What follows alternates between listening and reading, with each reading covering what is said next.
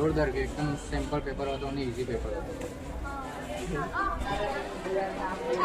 કેવું ગયું પેપર? મસ્ત ગયું મેડમ. શેનું પેપર હતું? વિજ્ઞાનનું હતું. કેવું લાગ્યું આપીને?